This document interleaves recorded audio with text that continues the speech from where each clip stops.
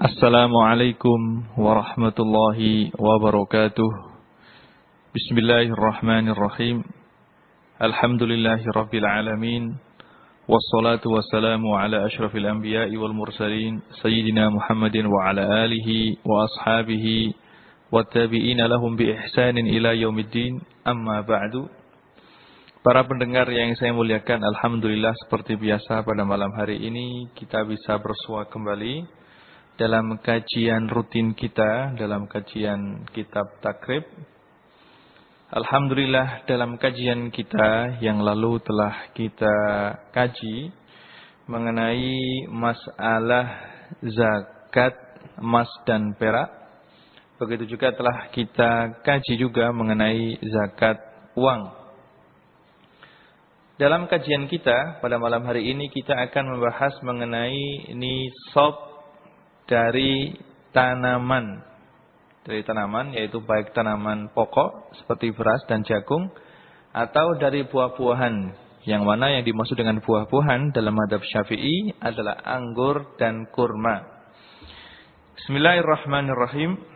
Qala al-musannifu al-Imam Ahmad bin Husain al-Asfihani asy-Syafi'i rahmatullahi alaihi fi kitabih Takrib, qala wa nisabiz zuru'i wa thimari khamsatu awsuqin qadruha alfun wa sittumi'ati ritlin bil Baghdadi wa fima zada fa bihisabihi wa fiha in suqiyat bima'is sama'i awis sayhi al ushru wa in suqiyat bidawaliba aw gharbin nisful ushri, yang artinya nisab untuk tanaman dan buah-buahan yaitu kurma dan anggur adalah 5 wasak.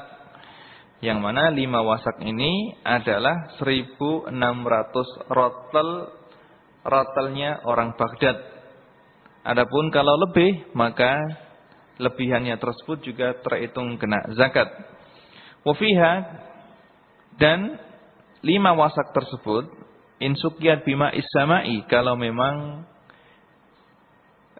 tanahnya atau kebunnya atau sawahnya itu diairi dengan air hujan, awisihi, atau diairi dengan air kali atau sungai, al-ushru, maka yang wajib dikeluarkan adalah 10% dari hasil yang ada.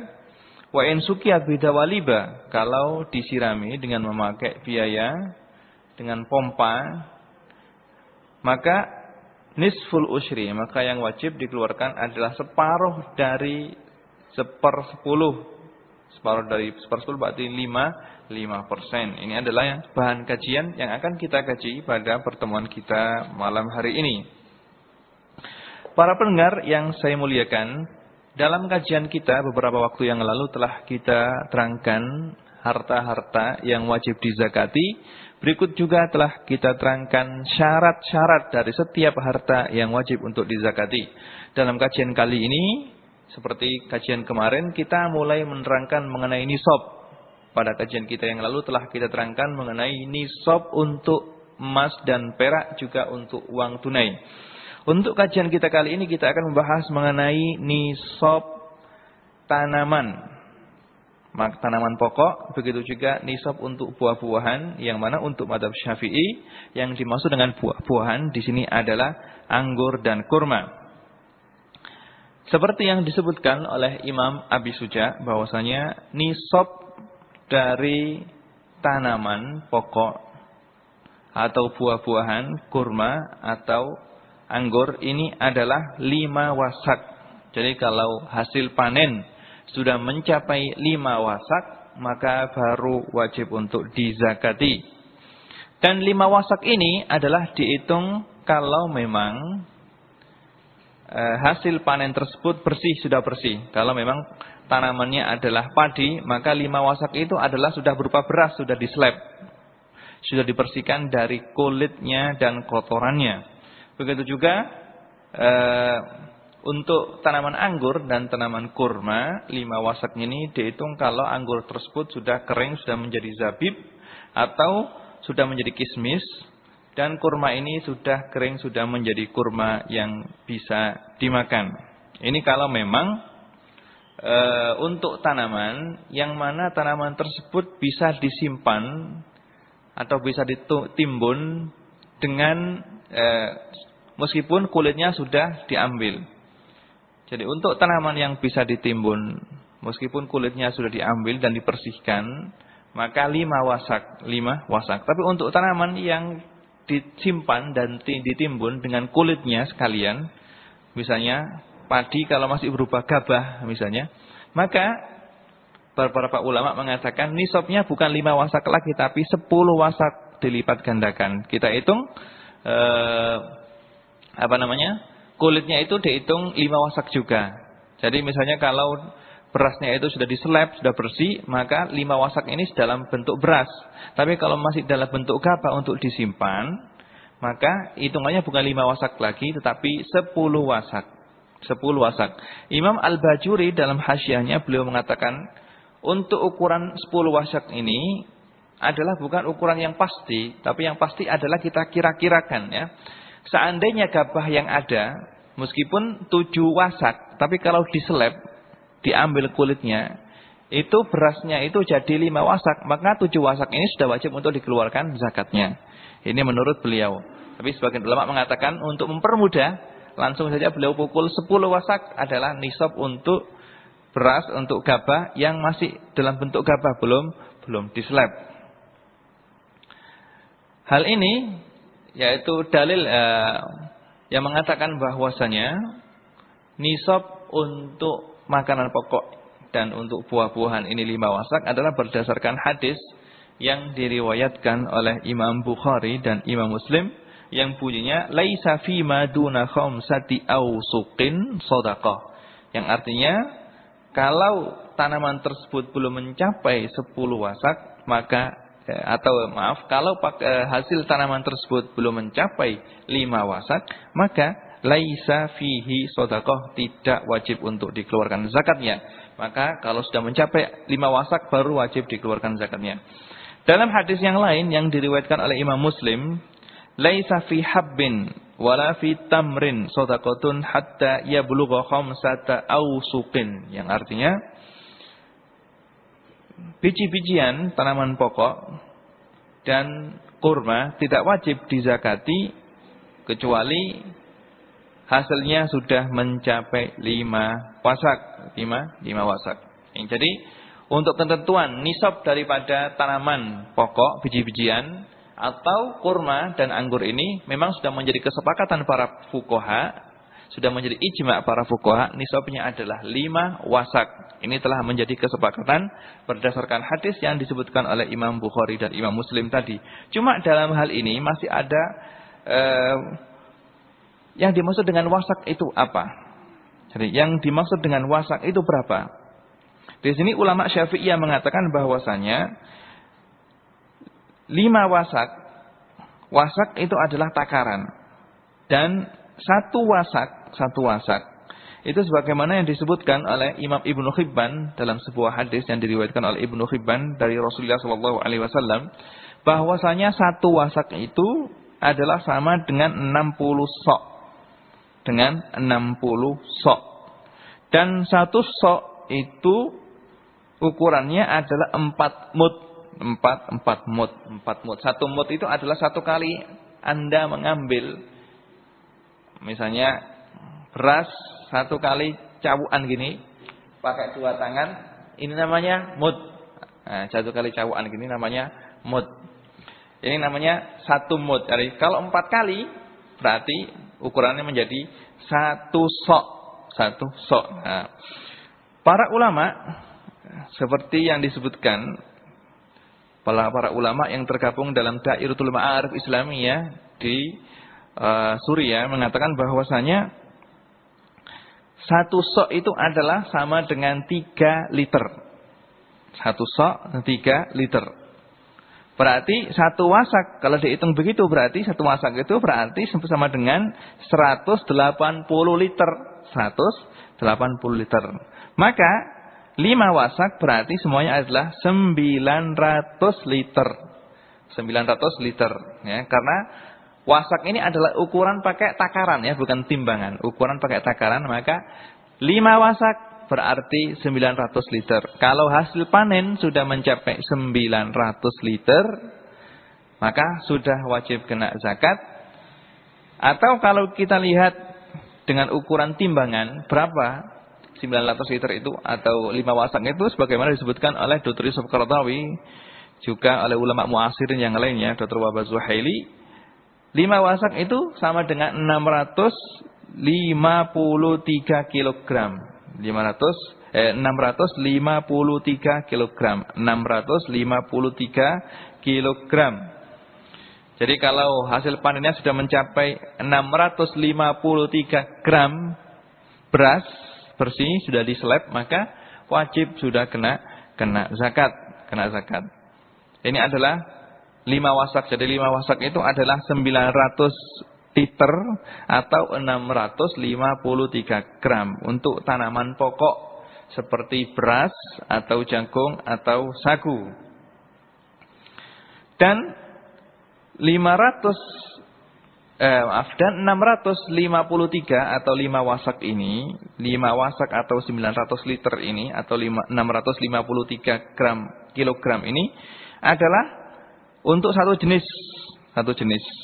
Jadi untuk satu jenis hasil. Jadi beras itu dianggap satu jenis.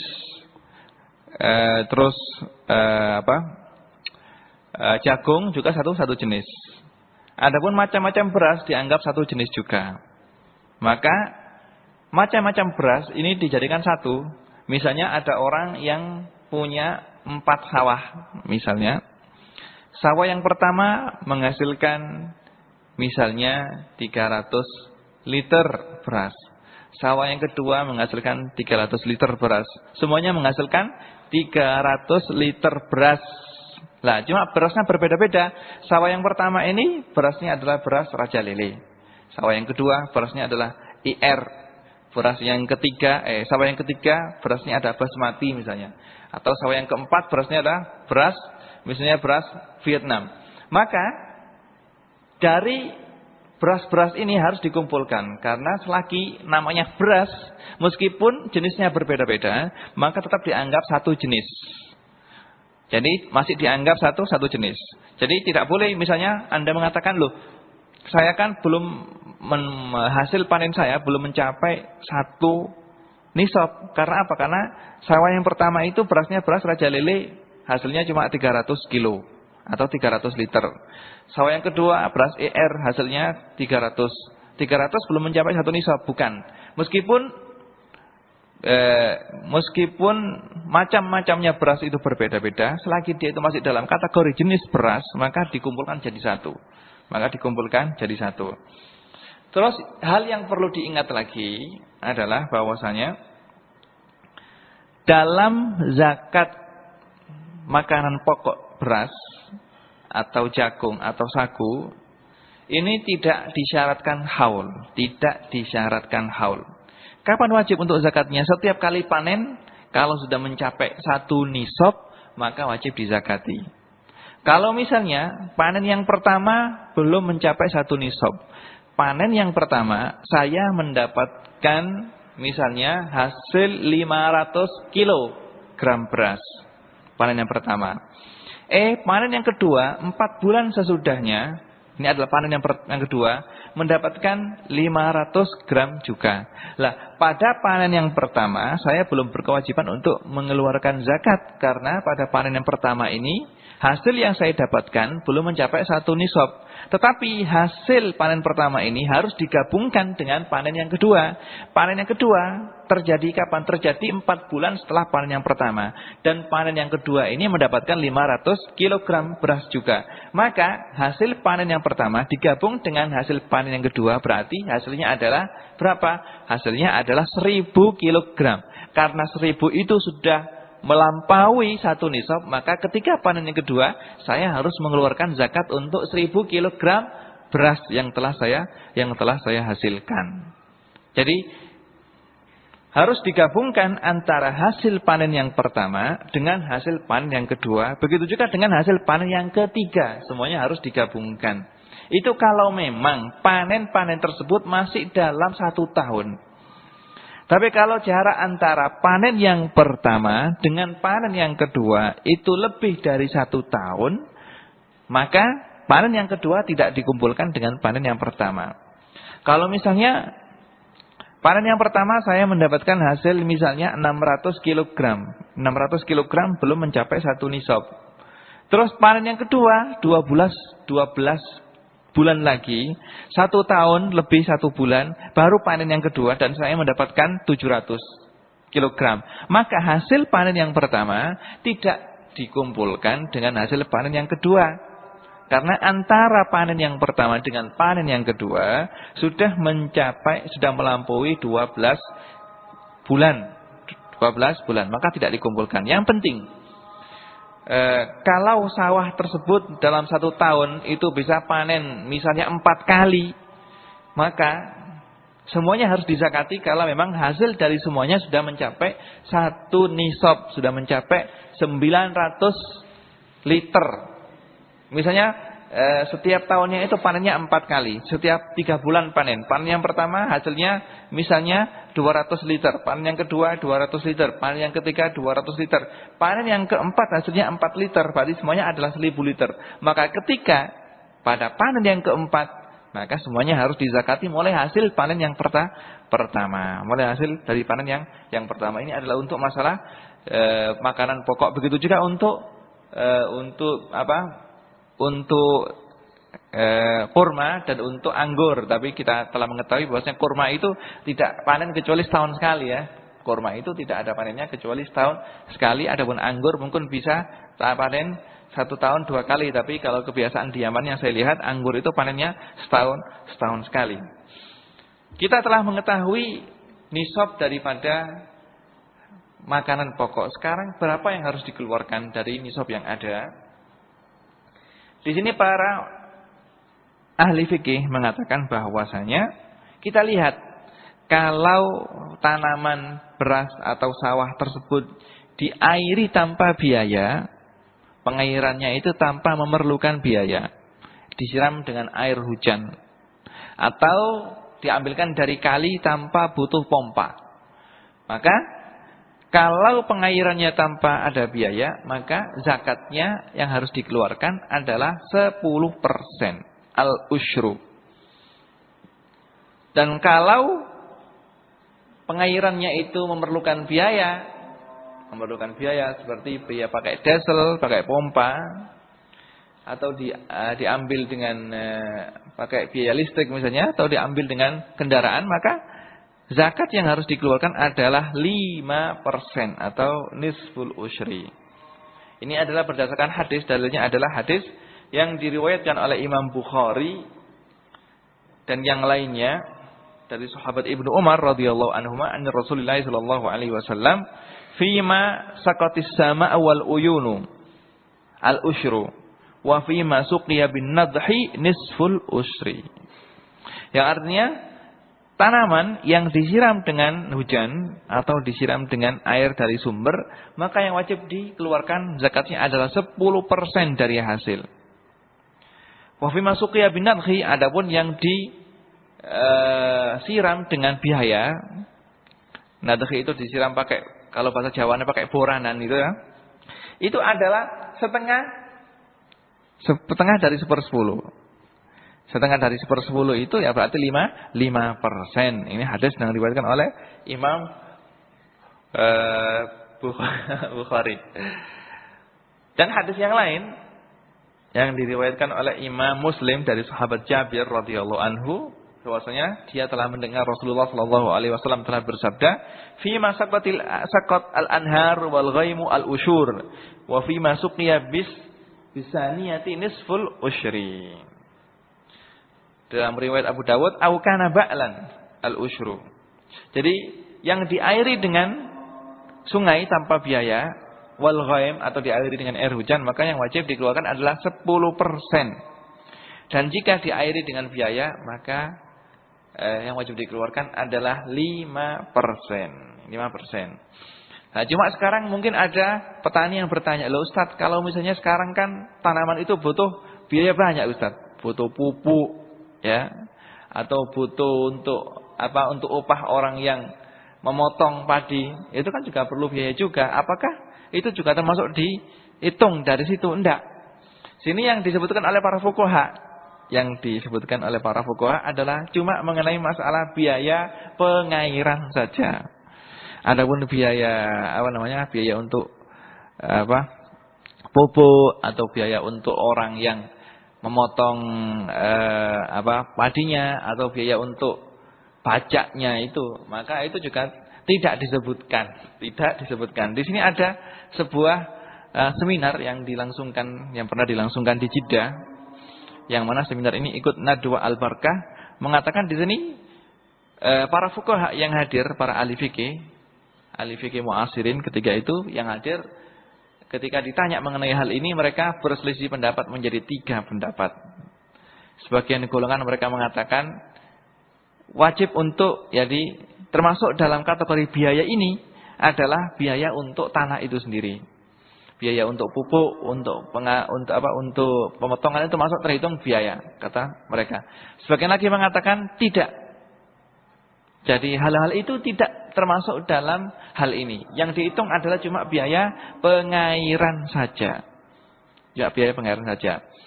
Kelompok yang ketiga mengatakan bahwasanya untuk masalah ini, kalau orang tersebut ketika proses penanaman ini butuh biaya, pupuk dan yang lainnya, maka kalau sudah hasil panen, maka 1/3 disisihkan. 1/3 atau 1/4 dari hasil panen disisihkan. Nanti selebihnya itulah yang dizakati. Kalau misalnya dalam pengairannya itu butuh biaya, maka diambil 5%. Kalau tidak butuh biaya, maka diambil 10% dari yang ada setelah disisihkan 1/4 dari hasil panen yang ada. Dan ini adalah berdasarkan perkataan atau qaul yang dinukil dari Imam Ibnul Arabi Al-Maliki dalam kitabnya Syarah Tirmidzi, Ardhatul Ahwadi Syarah Tirmidzi, yang di sana ketika beliau menjelaskan hadis yang diriwayatkan oleh Imam Tirmidzi, Rasulullah Shallallahu Alaihi Wasallam telah bersabda, "Da'u as-sulusa awir rubu." Jadi di sana ada hadis yang mengatakan, "Da'u sulus," jadi 1/3 dari hasil panen atau 1/4 dari hasil panen itu sudah, jangan kamu ambil zakatnya. Yang kamu ambil zakat adalah lebih dari 1/3 itu. Berdasarkan hadis ini, sebagian ulama mengatakan seperti itu. Jadi untuk biaya daripada pupuk dan biaya daripada pembajakan tanah dan biaya daripada pemotongan itu ya diambil 1/3 dari hasil panen yang ada, kemudian yang dizakati adalah dari hasil setelah 1/3, 2/3 dari yang lainnya itulah yang dizakati. Tapi kalau kita lihat nusus-nusus yang ada yang disebutkan oleh para ahli fikih, mengatakan bahwasanya untuk biaya-biaya ini adalah ditanggung daripada petani itu sendiri. Dan ini adalah pendapat yang dikemukakan oleh Dr. Wahbah Zuhaili. Beliau menukil bahwasanya madzhabul arba'ah, baik madzhab Syafi'i atau Hanafi atau Hambali atau Maliki, mengatakan bahwasanya mereka semuanya menyebutkan bahwasanya untuk masalah ini yang dihitung cuma biaya pengairan saja. Kalau pengairannya pakai biaya maka 5%, kalau pengairannya tidak pakai biaya maka 10%, dan ini adalah sebagaimana dinukil oleh beberapa ulama seperti yang dinukil oleh misalnya Ibnu Hazm dalam kitabnya Al-Muhalla, bahwasanya madzhabul arba'ah dan fuqahaul amsar itu semuanya mengatakan yang dihitung biaya ini adalah cuma biaya pengairannya saja. Adapun biaya selain pengairan adalah ditanggung oleh petani itu sendiri dan tidak dimasukkan dalam zakat ini. Ini adalah mengenai mengenai biaya selain biaya pengairan seperti biaya pupuk dan biaya pembajakan dan biaya pemotongan hasil panen.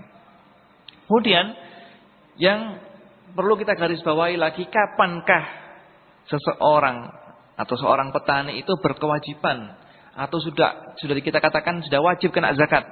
Kapan seorang petani itu kita katakan sudah wajib kena zakat?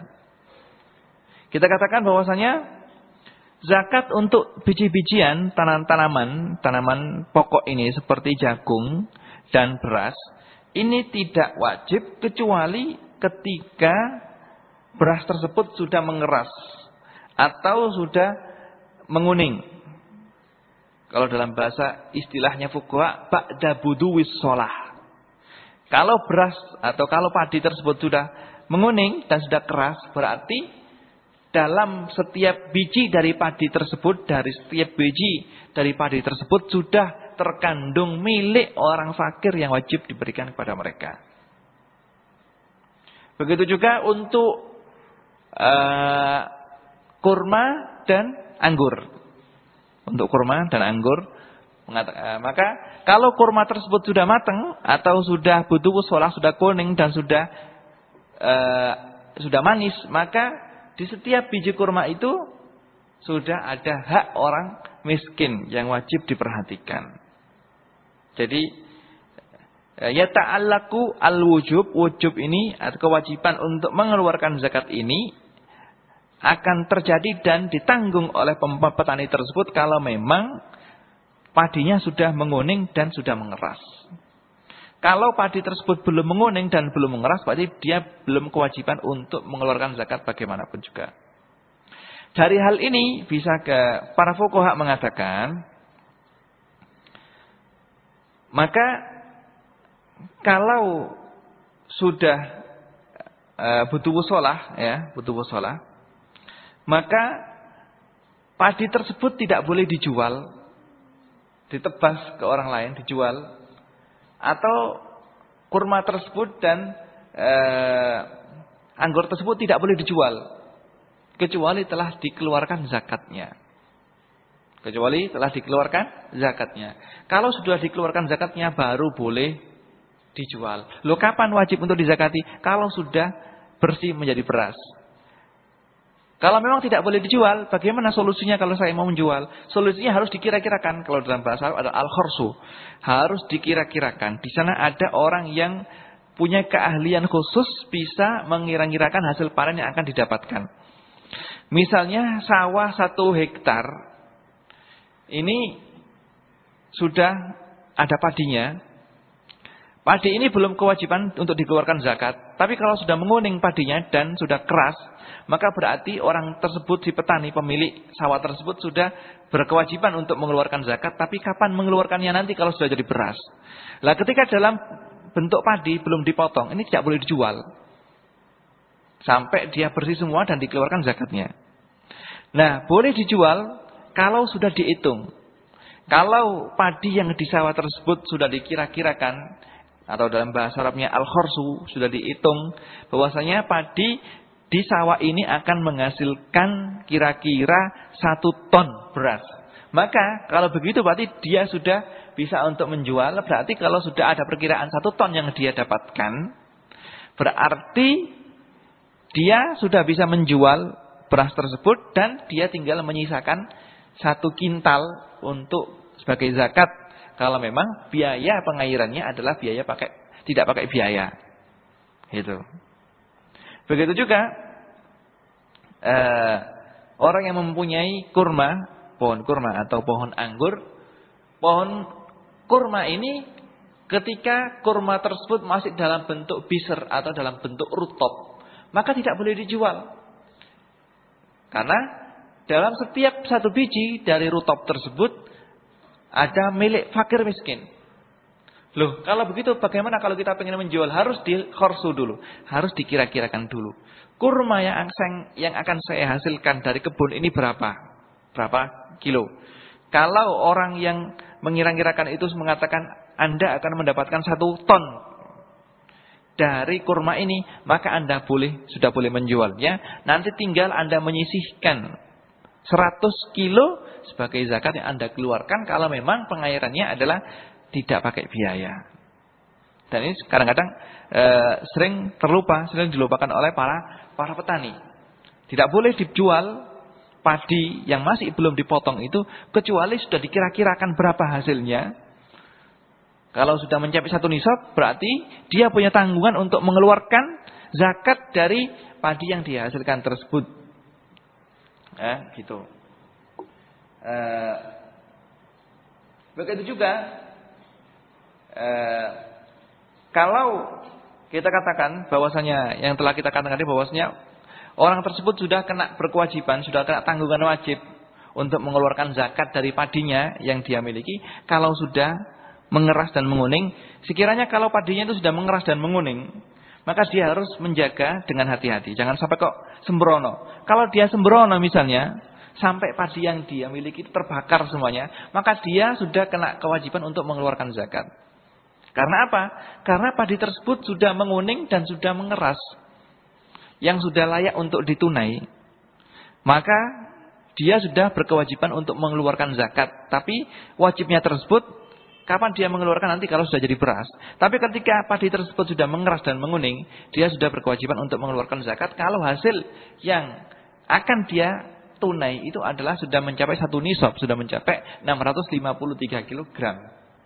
Nah, kalau misalnya sudah menguning dan sudah mau dipanen, terus dia sembrono, tidak menjaga padi tersebut, akhirnya padi tersebut misalnya dimakan oleh sapi, gerombolan sapi datang terus memakan padinya, maka jangan salahkan. Kalau dia memang sembrono ya, maka dia tetap, seandainya dia mengeluh, loh, panen saya kurang dari 1 nisab karena dimakan oleh sapi. Tidak. Selagi padi tersebut sudah kita kira-kirakan bahwasanya akan mencapai 1 nisab, jika seandainya tidak dimakan oleh sapi dan Anda tidak menjaga, sembrono dalam penjagaan sawah ini, maka Anda tetap wajib untuk mengeluarkan zakat sesuai berapa padi yang seharusnya Anda panen ketika itu. Ini adalah mengenai zakat makanan pokok. Juga harus diperhatikan dalam pengeluaran zakat makanan pokok ini atau anggur dan kurma ini, yang wajib dikeluarkan adalah padi atau beras dari hasil panen itu sendiri. Tidak boleh dibelikan dari beras yang lain. Misalnya kalau saya punya sawah 1 hektar, terus sawah tadi saya tanami beras Raja Lele. Akhirnya panen. Yang saya hasilkan adalah saya mendapatkan hasil 1000 kilogram atau 1 ton. Maka saya sudah berkewajiban untuk mengeluarkan zakat. Zakat yang harus saya keluarkan itu dari beras Raja Lele yang saya hasilkan tadi. Tidak boleh kok saya bilang, oh sayang, beras Raja Lele adalah beras yang sangat mahal dan enak, saya ganti, saya belikan, zakatnya saya keluarkan, saya ganti, saya belikan misalnya beras ER yang harganya murah. Tidak boleh. Yang wajib dikeluarkan adalah dari hasil sawah itu sendiri. Dari hasil sawah itu sendiri. Kalau sawah tersebut yang ditanam adalah beras Raja Lele, ya dari beras itu sendiri yang harus dikeluarkan zakatnya. Tidak boleh dibelikan dari beras yang lain. Atau tidak boleh diganti dengan uang menurut mazhabnya Imam Syafi'i. Begitu juga untuk untuk zakat-zakat yang kemarin kita terangkan, seperti zakat binatang ternak, itu juga begitu. Ya. Seandainya ada orang yang mempunyai 40 ekor kambing yang sudah mencapai 1 tahun, maka zakatnya adalah diambilkan 1 dari 40 ekor kambing yang dia miliki. Tidak boleh dia belikan kambing lagi terus dia kasihkan kepada fuqara atau dia kasih dengan uang, tidak boleh. Maka diambilkan dari kambing yang dia miliki. Begitu juga dalam hal ini diambilkan dari beras yang dia hasilkan dari sawah yang dia miliki. Kemudian untuk selanjutnya adalah kita akan membahas mengenai masalah zakatut tijarah. Di sini Imam Abu Suja mengatakan wa tuqawwam urudut tijarati inda akhiril hauli, dan karena pembahasan masalah tijarah ini adalah pembahasan yang panjang, maka insyaallah untuk pembahasan masalah tijarah ini akan kita akhirkan pada pertemuan kita yang akan datang. Sebelum kita menutup kajian kita, di sini ada sebuah pertanyaan yang bunyinya di sini pertanyaannya, untuk zakat kriterianya adalah dilihat dari pengairannya. Padahal sekarang itu untuk sawah macam-macam, misalnya untuk perawatannya kayak pupuk dan masih banyak lagi. Gimana gitunya Ustadz? Ini telah kita singgung tadi. Memang yang disebutkan oleh para ulama dan yang ada dalam hadis-hadis yang ada, itu untuk masalah berapa yang wajib dikeluarkan telah diterangkan dalam hadis bahwasanya kalau sawah tersebut diairi dengan tanpa biaya, maka zakatnya adalah 10%. Kalau pengairannya dengan biaya pakai diesel dan yang lainnya, maka zakatnya adalah 5%. Dan untuk masalah pupuk dan biaya yang lainnya tidak disebutkan sama sekali. Maka dari itu di sini para ulama mutaakhirin berselisih pendapat masalah ini. Ada 3 pendapat masalah ini. Pendapat yang pertama seperti yang saya sebutkan tadi. Dan ini pendapat ada bahsul masail seperti istilahnya orang Jawa, atau ada seminar di Jeddah ketika itu yang dihadiri oleh para ulama dari beberapa mancanegara di Lajnah Al-Barakah. Di sana ada 3 pendapat. Pendapat yang pertama mengatakan bahwasanya biaya yang dikeluarkan untuk perawatan padi dan tanaman pokok yang lainnya, misalnya, itu diambilkan dari tanaman itu sendiri. Termasuk dalam kalau pengairan, termasuk dalam seperti pengairan. Jadi kalau biaya tanah tersebut atau sawah tersebut perlu pupuk dan perlu yang lainnya, maka yang dikeluarkan ada 5%. Kalau tidak perlu gitu, maka tidak 10%, ya. Seperti pengairan juga. Jadi dikategorikan seperti biaya pengairan juga. Pendapat yang kedua mengatakan bahwasanya pupuk dan yang lainnya ini tidak dimasukkan dalam hal ini. Pupuk dan biaya yang lainnya adalah ditanggung oleh petani itu sendiri. Pendapat yang ketiga ini mengatakan biaya pupuk dan yang lainnya itu diambil dari hasil panen itu sendiri. Kalau orang tersebut mengeluarkan untuk perawatan padinya itu pupuk dan yang lainnya, maka ketika panen 1/3 dari hasil panen itu dia sisihkan untuk itu, dan 2/3 inilah yang dizakati. Ini yang dizakati. Dan pendapat yang ketiga ini berdasarkan sebuah hadis yang diriwayatkan oleh Imam Tirmidzi, dan pendapat ini dikuatkan oleh Imam Ibnu Arabi dalam kitabnya Al-Tul Ahwadi, ya. Cuma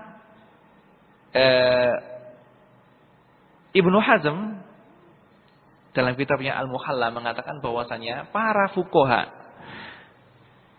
madzhabul arba'ah dan ulamaul amsar itu untuk biaya-biaya seperti ini itu ditanggung oleh petani itu sendiri. Dan ini adalah pendapatnya jumhur. Jadi biaya yang dikeluarkan oleh petani selain biaya pengairan ini ditanggung oleh petani itu sendiri. Ini adalah pendapatnya jumhur ulama. Yang mana pendapat ini untuk para muasirin dikuatkan oleh Dr. Wahab Zuhaili, dan ini adalah pendapat yang kedua yang yang dicetuskan oleh Bahsul Masail yang ada di Jeddah ketika itu.